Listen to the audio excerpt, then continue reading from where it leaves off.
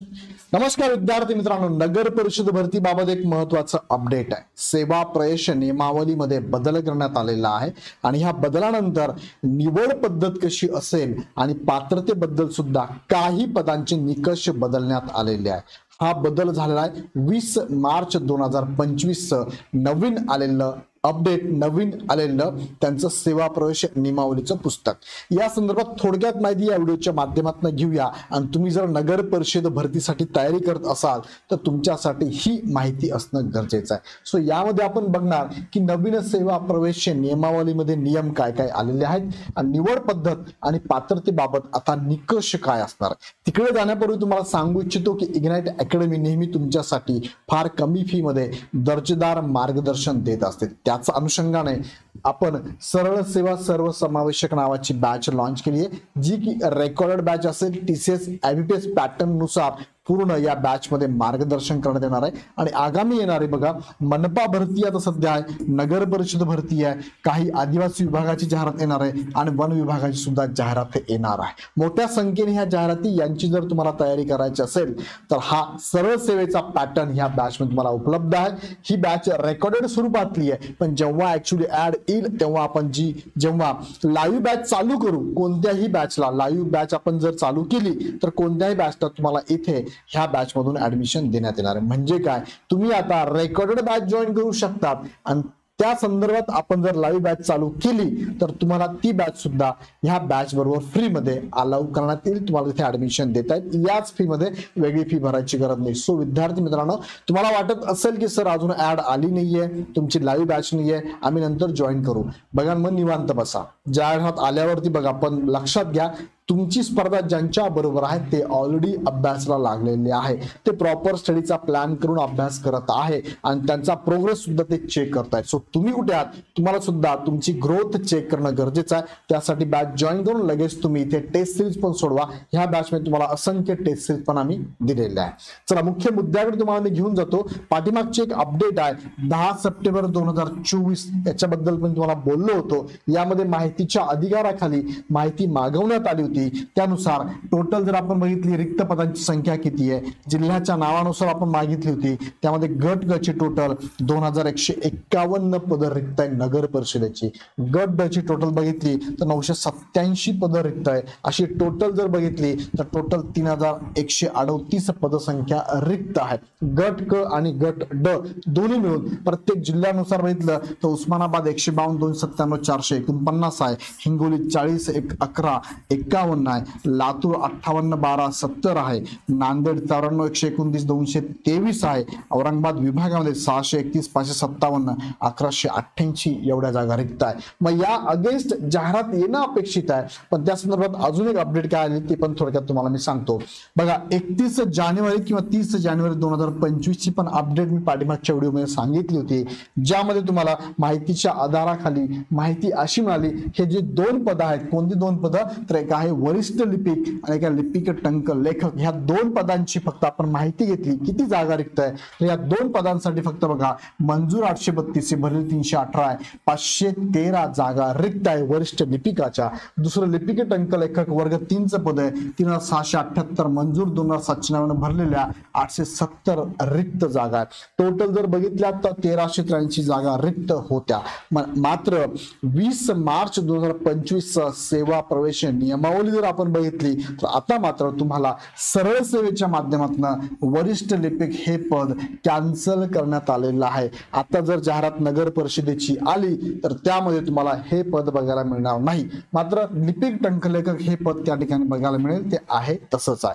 थोडक्यात तुम्हाला मी घेऊन जातो की सेवा प्रवेश नियमावलीमध्ये काय बदल झालाय। बघा तत्पूर्वी तुम्ही बघितलं असेल पाठीमागची ऍड, तर त्या ऍड मध्ये वरिष्ठ लिपिक पद हे सरळ सेवेच्या माध्यमातून भरलं जात होतं। त्यासाठी तुम्हाला हे सब्जेक्ट होते मराठी 25, इंग्रजी 25, सामान्य ज्ञान 25, बौद्धिक चाचणी 25 हा सिलेबस होता। पण आता मात्र नवीन सेवा प्रवेश नियमावली आपण जर बघितली तर त्यामध्ये मात्र तुम्हाला हे आढळणार नाही, हे पद आता पदोन्नतीने भरण्यात येणार आहे। तुम्हाला सेवा प्रवेश नियमावली दाखवतो। नगर परिषद, नगर पंचायत सेवा प्रवेश व सेवांचे वर्गीकरण शर्ती विशेष आदेश 2024 हा जो आहे महाराष्ट्र शासनाचा GR म्हणूया आपण किंवा आदेश म्हणूया, तो आहे 20 मार्च 2025चा आहे. अगदी म्हटलं तुम्हाला तर महिन्याभरापूर्वीचा हा महत्वाचा परिपत्रक आहे. आता यामध्ये आपण समजून घेऊया काय आहे.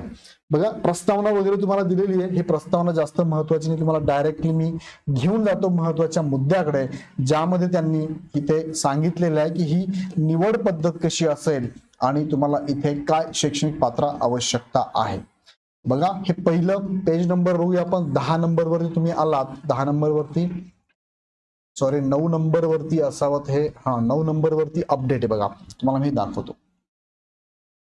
इथे 3 कॉलम मध्ये तुम्ही बघू शकता. पहिला कॉलम जो आहे तो आहे पदनाम, दुसरा आहे नेमणुकीची पद्धत म्हणजेच काय, एक तर सरळ सेवा किंवा पदोन्नतीने, आणि तिसरा आहे त्याची अर्हता, नेमणुकीची पद्धत आणि अर्हता. त्यामधलं पहिलंच पद तुमच्या समोर आहे वरिष्ठ लिपिक. तुम्ही बघू शकता वरिष्ठ लिपिक हे कसं भरलं जाणार आहे, तर पदोन्नतीने भरलं जाणार आहे, सरळ सेवेने भरलं जाणार नाही, पदोन्नतीने. म्हणजेच तुम्हाला इथे आता ह्या पदासाठी अप्लाय करता येणार नाही. 100% पदोन्नती भरलं जाणार आहे. गट क चं पद आहे, पण त्यांनी या पदासाठी काही नियमामध्ये पण बदल केलेला आहे. नेमणूक करताना पदोन्नतीने प्रमोशन जर होणार असेल त्याला काय दिलं त्यांनी, तर विद्यापीठाचा पदवीधर असणं गरजेचं आहे. त्यानंतर दुसरं महत्वाचं काय दिलं त्यांनी, मराठी 30 इंग्लिश 40 महत्वाचा आहे. आणि बघा, हा एक महत्वाचा बदल त्यांनी केलेला आहे. काय बदल आहे, तर शासनाच्या प्रचलित धोरणानुसार लिपिक, टंकलेखक किंवा रोखपाल या पदावरील किमान 3 वर्षाचा अनुभव असणे आवश्यक आहे. यापूर्वी हे पद जेव्हा सरळ सेवेतनं भरलं जात होतं त्यावेळेस तुम्हाला हा निकष नव्हता. आता पूर्ण पद हे 100% पदोन्नतीने भरलं जाणार आहे, हा निकष त्यांनी ऍड केलेला आहे. हा बदल लक्षात घ्या. म्हणजे काय, इन शॉर्ट हे पद आता तुम्हाला नगर परिषद भरतीमध्ये बघायला मिळणार नाही. खरं तर हे चुकीचं झालेलं आहे. यापूर्वी 50% पद अशी डायरेक्ट सरळ सेवेतनं भरली जात होती. आता मात्र हा निकष थोडासा अन्यायकारक आहे असं मला वाटतं. तुम्हाला काय वाटतं कमेंटमध्ये नक्की कळवा. त्यानंतर दुसरं जे पद आहे लिपिक, टंकलेखक, ज्याला रोखपाल म्हणतो, हे मात्र ऍज इट इज सरळ सेवेतनं 50% आहे आणि पदोन्नतीने 50% भरण्यात येणार आहे. मग सरळ सेवेतनं यासाठी पात्रता काय, पदवीधर असणं गरजेचं आहे, मराठी 30 इंग्रजी 40 असणं गरजेचं आहे. त्यानंतर MSID चा कोर्स आता असेल तर वेलांगून, नसेल तरी तुम्हाला सूट दिलेली आहे. ती तुम्हाला सिलेक्शन झाल्यानंतर पुढील काही महिने काही वर्ष सूट दिली जाते. त्यानंतर मराठी भाषेचं ज्ञान म्हणजे तुम्हाला 10वीला मराठी असणं गरजेचं आहे. हे निकष ऍज इट इज आहे. पदोन्नतीने 50% जागा भरणार, हे पण निकष ऍज इट इज, यात काहीच बदल केलेला नाहीये. त्यानंतर तिसरं जे पद आहे, तिसरं पद ज्याला आपण ओळख आहे लघु टंकलेखक नावाने, बरेच विद्यार्थी याची तयारी करतात. हे पद मात्र सरळ सेवेने 100% भरण्यात येणार आहे, पदोन्नतीने नाहीये. सरळ सेवेने आहे, त्याला आपण स्वीय सेवा म्हणतो, ज्यामध्ये सुद्धा पदवी, त्यानंतर मराठी इंग्रजी लघु टंकनाचं 80 शब्द प्रति मिनिट वेगाची परीक्षा उत्तीर्ण असणं गरजेचं असणार आहे. त्याचबरोबर मराठी 30 इंग्लिश 40 तुमचं टंकलेखनाची अर्हता पण असणं गरजेचं आहे, म्हणजे टायपिंग गरजेचं आहे. MSID असेल तर ठीक, नसेल तरी चालणार आहे. मराठीचं ज्ञान आवश्यक आहे, लक्षात घ्या. त्यानंतर पुढचं पद आहे चौथं वाहन चालक, गट क चं पद आहे. सरळ सेवेतनं 100% सरळ सेवेतनं भरण्यात येणार आहे. यामध्ये 10वीचं मार्कशीट लागतं, हलके वाहन चालवण्याचं सर्टिफिकेट किंवा लायसन्स लागतं, वाहन चालवण्याचा 3 वर्षाचा अनुभव लागतो, आणि त्यानंतर मोटार वाहन दुरुस्तीचे देखभालीचे कामांसंदर्भात प्रशिक्षणाचे शासन मान्य शैक्षणिक संस्थेचे प्रमाणपत्र धारण करणे आवश्यक आहे. मराठीचं नॉलेज आहे, 100% भरणार आहे सरळ सेवेतनं. त्यानंतर उद्यान पर्यवेक्षक हे सुद्धा गट क चं पद आहे, सरळ सेवेतनं 100% भरलं जाणार आहे. यामध्ये तुम्हाला कृषी विद्यापीठाचं BSc हॉर्टिकल्चर, ऍग्रिकल्चर, फॉरेस्ट्री पदवी, मान्यताप्राप्त विद्यापीठाची वनस्पती शास्त्रातील पदवी असणं गरजेचं आहे. त्यानंतर 3 वर्षाचा तुमचा अनुभव इथे गृहीत धरला जाणार आहे. ग्रंथपाल ह्या पदासाठी बघा पदोन्नतीने हे 100% भरलं जाणार आहे. पूर्वी हे 50% सरळ सेवेत होतं, आता मात्र 100% पदोन्नतीनेच भरलं जाणार आहे. सो या पदाला तुम्हाला आता जाहिरात बघायला मिळणार नाही. सहाय्यक ग्रंथपाल, आता यासाठी तुम्ही जर निकष बघितले इथे सुद्धा बघा, सहाय्यक ग्रंथपालाचा 3 वर्षाचा अनुभव असेल तर तुम्हाला इथे पदोन्नती मिळणार आहे, आणि मान्यताप्राप्त विद्यापीठाची म्हणजेच बिलीप पदवी तुमच्याकडे असणं गरजेचं आहे. सहाय्यक ग्रंथपाल मात्र गट क चं पद ऍज इट इज सरळ सेवेतनं 100% भरलं जाणार आहे. आणि यासाठी तुम्हाला काय लागणार आहे, तर तुमच्याकडे ग्रंथालय शास्त्राची बिलीपची पदवी, पदव्युत्तर पदवी असेल तरी चालेल, त्याला प्राधान्य असणार आहे. सहाय्यक ग्रंथपाल याच्यातनं तुमचं पदोन्नती होऊन तुम्ही ग्रंथपाल होऊ शकणार आहात. त्यानंतर ह्या पदासाठी आवश्यक शैक्षणिक अर्हतेमध्ये मराठीचं नॉलेज असणं आवश्यक आहे. पुढचं पद आहे गाळणी चालक. आता टोटल हे 18 पद आहेत, 16 पद आहेत. 16 पदांची माहिती मी तुम्हाला सांगतोय. गाळणी चालक, प्रयोगशाळा सहाय्यक, गट क चं पद आहे, तांत्रिक सेवा म्हणतो. सरळ सेवेतनं भरत जाणार आहे. ही त्याची काय असणार आहे, शैक्षणिक पात्रता आहे. म्हणजे विज्ञान शाखेचा पदवीधर असावा लागतो. त्यानंतर DMLT असणं गरजेचं आहे. मराठी भाषेचं ज्ञान आणि कम्प्युटरचं नॉलेज असेल तर चालतं, नसेल तरी चालणार आहे. 9वं पद आहे जोडारी वीजतंत्री, गट क तांत्रिक सेवा. सरळ सेवेतनं 100% भरलं जाणार आहे. यामध्ये 10वी अपेक्षित आहे. त्यानंतर तुमचा वीजतंत्री नळ कारागिरीचा तुमचा अभ्यासक्रम म्हणजे शासन मान्य MID काय म्हणजे आपण ITI केला असणं गरजेचं आहे. संबंधित कामाचा 3 वर्षाचा अनुभव असणं गरजेचं आहे. पंप ऑपरेटर गट क चं पद सरळ सेवेतनं भरलं जाणार आहे. 10वी लागेल. तुमचा हा कोर्स लागणार आहे. अनुभवधारकास प्राधान्य असणार आहे. तारतंत्री याला वायरमन म्हणतो, 100% सरळ सेवेतनं भरत जाणार आहे. 10वी शासन मान्याचा हा कोर्स लागणार आहे मराठीचा आणि अनुभव असेल तर प्राधान्य असणार आहे. त्यानंतर अनुरेखक, बघा अनुरेखक हे पद सुद्धा बरेच विद्यार्थी यासाठी फॉर्म भरत असतात. हे सुद्धा सरळ सेवेतनं म्हणजे एक्झामच होणार आहे, पदोन्नतीने भरलं जाणार नाहीये. यासाठी तुम्हाला 10वी लागेल आणि शासन मान्य औद्योगिक प्रशिक्षण संस्थेकडचा अनुरेखक किंवा तत्सम कोर्स लागेल. कामाचा अनुभव असेल तर प्राधान्य, नसेल तर तुमचं सिलेक्शन होऊ शकतं. मराठी भाषा अपेक्षित आहे. आरेखक गट क चं तांत्रिक सेवेचं पद सरळ सेवेच्या माध्यमातून भरत जाणार आहे. 10वीचं तुमचं 12वी असावं लागणार आहे. इथे सुद्धा 12वी, मी तुम्हाला 10वी बोललो असेल तर 12वी आहे, हे 12वी आहे. त्यानंतर शासन मान्य संस्थेकडला AutoCAD कोर्स पूर्ण केल्याचे प्रमाणपत्र आणि कामाचा अनुभव असेल तर प्राधान्य. मराठीचं नॉलेज आवश्यक आहे. 14 नंबरचं पद आहे प्रमुख अग्निशमन विमोचक, लीडिंग फायरमन. 100% पदोन्नतीने आहे. सो इथे सरळ सेवेतनं हे पद आता जाहिरातीमध्ये बघायला मिळणार नाही. 3 वर्षाचा अनुभव असणार आहे. तो अनुभवाच्या अगेन्स्ट अग्निशमन विमोचक इथे या पदावरती जाऊ शकतो.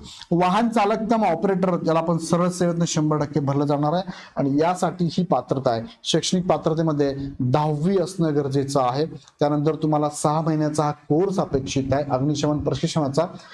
जड वाहन चालवण्याचं लायसन्स पाहिजे. जड वाहन चालवण्याचा 3 वर्षाचा अनुभव पाहिजे. मराठी भाषेचं ज्ञान. शारीरिक पात्रतेमध्ये उंची 165 सेंटीमीटर, महिलांना 157 सेंटीमीटर, छाती 81 सेंटीमीटर फुगवून 5 सेंटीमीटर जास्त महिला उमेदवारांना लागू नाही. बरोबर. त्यानंतर वजन 50 किलोग्राम, महिला उमेदवारांना 46 चालणार आहे. दृष्टी चांगली असेल, विना चष्मेचे 6/6 आणि वय 30 वर्षापेक्षा जास्त असू नये. तो उमेदवार इथे अप्लाय करू शकता. 16 नंबरचं पद आहे वैद्यकीय अधिकारी. सरळ सेवेतनं भरलं जाणारं पद आहे. इथे तुम्हाला MBBS पदवी असणं गरजेचं आहे. त्यानंतर तुमचं नोंदणी असणे गरजेचं आहे. त्यानंतर तुमचा 3 वर्षाचा अनुभव असणं गरजेचं आहे. त्यानंतर आरोग्य सहाय्यक गट क चं पद आहे सरळ सेवेतनं भरत जाणार आहे. 10वी लागेल. त्यानंतर बहुउद्देशीय कर्मचाऱ्यांचा विहित केलेला 12 महिन्यांचा हा कोर्स तुमचा आवश्यक आहे. त्यानंतर इथे मराठीचं नॉलेज तुम्हाला अपेक्षित आहे आणि 2 वर्षाचा अनुभव पण लागणार आहे. आणि शेवटचं 18 नंबरचं पद आहे परिचारिका. ह्या पदासाठी सरळ सेवेतनच भरती आहे, एक्झाम होणार आहे. जाहिरातीमध्ये हे पद भेटणार आहे बघायला. 12वी कमीत कमी लागेल. नर्सिंग काउन्सिलची जनरल काउन्सिलिंग पदविका तुमच्याकडे असणं गरजेचं आहे. महाराष्ट्र नर्सिंग काउन्सिलची नोंद आवश्यक आहे. परिचारिका म्हणून तुमचा अनुभव जो आहे तो अनुभव 3 वर्षाचा या संस्थेमध्ये असणं गरजेचं आहे. मराठीचं ज्ञान आवश्यक आहे. असे 18 हे वेगवेगळी पद आहेत. त्यामधले महत्वाचे 2 पद आहे जे आता पदोन्नतीने भरले जाणार आहे. ग्रंथपाल, प्रमुख अग्निशमक आणि वरिष्ठ लिपिक 3 पद डायरेक्ट पदोन्नतीने भरले जाणार आहे. बाकीच्या पदांसाठी मात्र निकष ॲज इट इज आहे. सो हे 3 पद लक्षात घ्या आणि तयारीत राहा, अभ्यासात राहा. आता हे जे आलेलं आहे सेवा प्रवेश नियमावली ही 2025 मार्च मध्ये आली आहे. म्हणजे याचा अर्थ अपडेट करण्याचे काम चालू आहे. सेवा प्रवेश नियमावली, बिंदू नामावली, जाहिराती देण्यासंदर्भात बाकी आस्थापनांची परवानगी ही सगळी प्रोसेस चालू आहे. लवकरच जाहिरात येणं अपेक्षित आहे. आता जाहिरात येत असताना तुम्हाला मी सांगितलं पदसंख्या तशा भरपूर साऱ्या अवेलेबल आहे.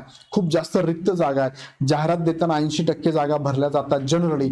मग तो विचार जर आपण केला तर खूप मोठ्या संख्येने नगर परिषदेसाठी जाहिरात येणं अपेक्षित आहे. विद्यार्थी मित्रांनो तयारीत राहा. ही तयारी तुम्हाला तुमच्या यशापर्यंत घेऊन जाऊ शकते. ऍड आल्यानंतर तयारी करण्यात काही अर्थ नाहीये. बरेच मुलं तयारी तेव्हा करतात, हरकत नाही, त्यांचा अभ्यास जर चांगला असेल तेव्हाही करू शकतात. पण तुमच्या प्रतिस्पर्धेच्या पुढे जर राहायचं असेल तर आतापासून तयारीला लागा. या संदर्भात मी डिटेल तुम्हाला सांगितलंय. सिलेबस पॅटर्न पण मी तुम्हाला नेहमीप्रमाणे सांगितलाय. असाच पॅटर्न सर्व्हिसमध्ये असतो. मराठी 25% वेटेज, इंग्लिश 25%, सामान्य ज्ञान 25%, बौद्धिक चाचणी 25% वेटेज असतो. त्यानुसार सिलेबस तुम्हाला मी ऑलरेडी सांगितलेला आहे. अभ्यास तुम्ही चालू केला असेल. मात्र जाहिरात कधी येणार हा जर तुमचा प्रश्न असेल, जाहिरात येणारच आहे, फक्त मागे पुढे होते कारण प्रत्येक डिपार्टमेंट कडनं परवानगी घ्यावी लागते. बिंदू नामावली पद्धत आहे, सेवा प्रवेश नियमावली, हे सगळे बघूनच ही भरती प्रक्रिया घेतली जाते. सो विद्यार्थी मित्रांनो, लेट होऊ शकतो पण जाहिरात येणार हे नक्की आहे. सो तयारीत राहा. ही जाहिरात माझ्या माहितीप्रमाणे, जेवढी माहिती मी काढली त्या माहितीप्रमाणे जून मध्ये जाहिरात येण्याची अपेक्षा आहे. जाहिरात आल्यानंतर साधारणतः 45 दिवसामध्ये एक्झाम पण घेतली जाते. हा पाठीमागचा अनुभव आहे. सो वेळ कमी मिळतो. सो तयारीला लगेच लागा आणि त्या तयारीसाठी इग्नाइट अकॅडमीची सरळ सेवा सर्वसमावेशक नावाची बॅच आपण अनाऊन्स केली आहे, जी रेकॉर्डेड स्वरूपात आहे. मनपा, नगर परिषद, वन विभाग, आदिवासी विभागासाठी उपयुक्त आहे. आणि ही बॅच आता रेकॉर्डेड स्वरूपात तुम्हाला आम्ही देतोय, पण नंतर मात्र तुम्हाला लाईव्ह बॅच जर चालू झाली तर या बॅच बरोबर ती बॅच सुद्धा फ्री स्वरूपात याच फी मध्ये अवेलेबल आम्ही तुम्हाला करून देऊ. त्याचबरोबर जीके जीएसचा अपडेट पण तुम्हाला ह्या बॅच मध्ये मिळणार आहे. सो यासाठी तुम्ही इग्नाइट अकॅडमीचा ऍप डाउनलोड करून डायरेक्ट परचेस करू शकता किंवा आमच्या हेल्पलाईन नंबरला कॉल करून माहिती घेऊ शकता. व्हिडिओ कसा वाटला मला कमेंटमध्ये कळवा. आवडला तर लाईक करा, चॅनल सबस्क्राईब करा. तुमच्या मनात अजून प्रश्न असतील तर कमेंट बॉक्समध्ये नक्की टाका. तुर्तास मी इथेच थांबतो. पुन्हा भेटूया नेक्स्ट व्हिडिओमध्ये. धन्यवाद.